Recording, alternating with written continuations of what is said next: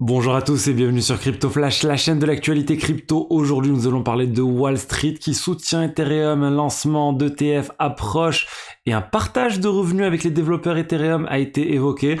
On va aussi parler de plein d'autres sujets, de Vitalik, de 0x Exchange, de plein de choses vraiment, et de FTX aussi. Et on va commencer tout de suite avec le cours des crypto-monnaies légère hausse aujourd'hui, Bitcoin 27 000 $, Ethereum 1680 $, XRP en légère baisse, mais voilà, globalement le marché est en hausse aujourd'hui. Et je voulais revenir sur le sujet de Wall Street et de l'Ether. Qu'est-ce qui se passe en fait? Il faut savoir qu'on devrait avoir un lancement début de semaine prochaine des premiers ETF futurs Ether. Donc c'est très attendu, on devrait avoir 9 fonds différents qui devraient être lancés en même temps. Ça donne un peu un avant-goût de ce à quoi pourrait ressembler le lancement de l'ETF Spot Bitcoin avec plein d'ETF qui devraient être validés, on va dire quasiment en même temps, pour pas faire vraiment de favoris ou de personnes qui seraient mieux positionnées que d'autres pour le lancement du fonds. Donc ça sera une histoire de marketing, comment les divers fonds vont attirer les investisseurs pour venir acheter des parts dans ce fonds. On a du coup des fonds spécialisés Ether, d'autres Bitcoin et Ether. On rappelle, c'est pas un ETF spot, donc il n'y a pas vraiment le collatéral Ether qui est détenu par les fonds. C'est des contrats futurs qu'ils achètent, etc. Mais c'est une première étape pour avoir l'ETF spot Ether. Mais bon, avant toute chose, il faut que la SEC valide l'ETF spot Bitcoin. Et ce que je trouve complètement incroyable, c'est que l'un de ces fonds, VanEck, c'est un fonds très connu, on va dire, dans les ETF, et ben ils ont annoncé qu'ils allaient partager 10% de tout ce que leur ETF allait rapporter, l'ETF Ether, et ben 10% allait être partagé avec les développeurs Ethereum. Et ça, c'est extrêmement important. Ça montre en fait qu'il y a un partage de revenus entre les fonds, en tout cas ce fonds-là, cet ETF-là, et les développeurs qui permettent de faire évoluer le protocole. Donc c'est vraiment super d'un point de vue marketing pour eux, parce que maintenant les gens, on va dire, ils vont se dire je vais acheter VanEck parce que je contribue d'une certaine manière au développement d'Ethereum, mais c'est bon aussi vraiment pour Ethereum et pour tout l'écosystème. On va dire qu'il y a vraiment un alignement économique entre l'ETF qui a envie que l'Ether fonctionne bien et qu'il y ait de plus en plus de personnes qui utilisent l'Ether et Ethereum, parce que c'est bien pour eux d'avoir de l'argent pour pouvoir continuer de développer tout le protocole. Bref, j'espère que les divers fonds vont faire pareil, que les autres fonds vont faire pareil. J'espère aussi pour le Bitcoin, ça sera quelque chose de similaire et qu'on va enfin avoir une source de revenus pour les développeurs Bitcoin plus importante que ce qu'il y a maintenant et surtout qui permettrait vraiment d'avoir plus de choses, plus de fonctionnalités sur le Bitcoin. On va parler maintenant de FTX avec le hacker de FTX qui aurait commencé à bouger de l'argent. Il y a 4,2 millions de $ qui ont commencé à bouger, c'est passé par du Tornado Cash, c'est passé par du Railgun, donc des outils pour anonymiser les transactions. L'adresse contient encore 12 500 Ether, donc environ 20 millions de $. Voilà, il a encore du temps, on sait toujours pas qui est derrière ce wallet, il y a plein d'hypothèses, certains disent que c'est FTX, c'est quelqu'un d'interne à FTX, bref, on ne sait pas, mais en tout cas il est en train de bouger cet argent et ça fait un peu peur aux gens, parce que l'idée c'était de pouvoir récupérer potentiellement cet argent pour pouvoir rembourser une partie de la dette de FTX vis-à-vis des utilisateurs qui ont de l'argent bloqué sur cette plateforme. Et en parlant d'argent bloqué sur la plateforme, il y a eu l'exchange qui a été lancé, Open Exchange, et le token OX qui a été lancé par Zhu et l'autre cofondateur de Three Arrows Capital. Ils ont lancé leur token, et hier, je vous avais annoncé l'arrestation de Zhu, et le token a complètement chuté suite à cette arrestation. On est passé de 0,023 $ à 0,01 $, donc une baisse énorme.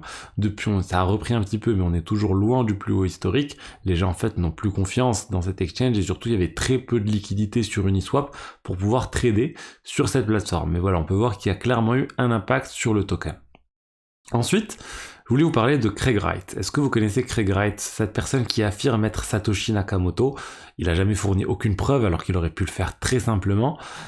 Et Craig Wright, il est Chief Scientist Officer de N-Chain, une société spécialisée dans les cryptos.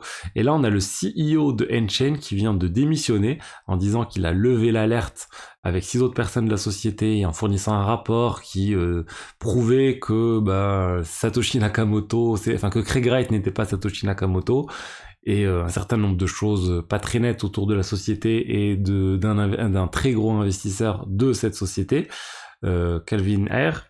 Et du coup, il a été licencié, mais maintenant, il est en train de dire à tout le monde, Craig Wright n'est pas Satoshi Nakamoto, qu'il a changé d'avis, qu'il ne croit plus à tout ça. Honnêtement, moi, j'ai jamais cru, mais je sais qu'il y a plein de personnes qui croient dans cette déclaration, on va dire. Il n'y a jamais de preuve qui a été fournie, et N-Chain semble avoir quand même gagné pas mal d'argent grâce à ça. Ensuite, on va parler de Vitalik. Vitalik, le cofondateur d'Ethereum, qu'on ne présente plus, qui a publié tout un article très très long sur son site web vitalik.ca ou vitalik.ed.limo, où il parle en fait des diverses fonctionnalités qui pourraient être intégrées au protocole Ether. Il faut savoir qu'actuellement Ethereum plutôt, pour ceux qui ne savent pas la distinction, Ethereum c'est le réseau, Ether c'est le jeton, ETH. Et en fait jusqu'à maintenant, Ethereum, la vision globale, c'est de créer un réseau assez simple, on va dire, sur les bases, sur la solution de niveau 1, la blockchain, et de laisser un certain nombre de fonctionnalités qui sont construites au niveau des smart contracts par des développeurs, même indépendants de la fondation Ethereum ou autre. Et c'est comme ça qu'on a eu, par exemple, les tokens de liquid staking qui n'ont pas été créés sur le réseau même Ethereum, par les développeurs même Ethereum, mais par des sociétés ou des DAO, telles que Lido et Rocket Pool. Et là, en fait, l'idée de cet article de blog, c'est est-ce qu'on ne devrait pas intégrer plus de choses, plus de fonctionnalités directement dans le protocole Ethereum. Du coup, s'éloigner du minimalisme prévu initialement par Ethereum pour mieux optimiser les choses, pour avoir des frais de gaz plus faibles par exemple, pour contrôler mieux les choses. Par exemple, le liquid staking, ça empêcherait Lido d'être ultra dominant sur le staking. Il fait des propositions, il n'est pas en train de dire oui ou non, il est en train de donner son avis, notamment sur account abstraction. C'est quelque chose qui a été construit au niveau des smart contracts, mais ça pourrait très bien être fait de manière plus native, plus optimisée dans le protocole en lui-même. Il a aussi évoqué un certain nombre de choses autour des ZKEVM. On pourrait aussi avoir les ZKEVM plus intégrés nativement. Alors au lieu d'avoir plein de rollups qui reconstruisent la même chose à chaque fois, on pourrait aussi avoir les Proposer Builder Separation. Donc c'est quelque chose qui est en cours de construction et actuellement c'est fait avec MEV Boost. Bref, les validateurs, vous savez, l'idée de corrompre entre guillemets les validateurs pour leur donner de l'argent pour faire passer ces transactions en premier ou dans l'ordre qu'on veut, c'est là que c'est complètement décorrélé du réseau, on va dire du cœur du réseau Ethereum, et ça pourrait l'être mieux.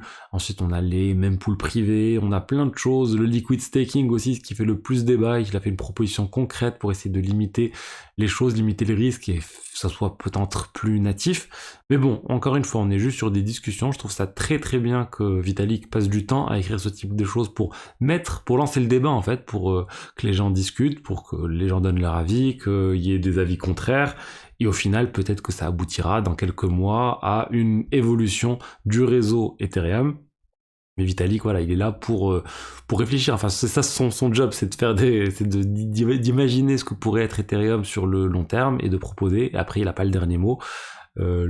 Ethereum, les développeurs font régulièrement des réunions et il y a plusieurs équipes différentes qui participent à ces réunions. C'est pas que l'Ethereum Foundation, la fondation Ethereum, c'est vraiment les développeurs des divers clients Ethereum, il y en a beaucoup.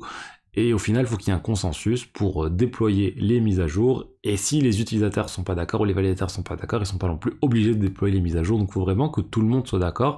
Et là, Vitalik, il est un peu en train de faire du lobbying ou un peu d'essayer d'éduquer les gens sur ces problématiques. Et voilà ce que j'avais à vous dire aujourd'hui sur les diverses actualités crypto du jour. J'espère que le contenu vous a plu. N'hésitez pas à liker, à commenter, à vous abonner. Et je vous dis à très bientôt. Au revoir.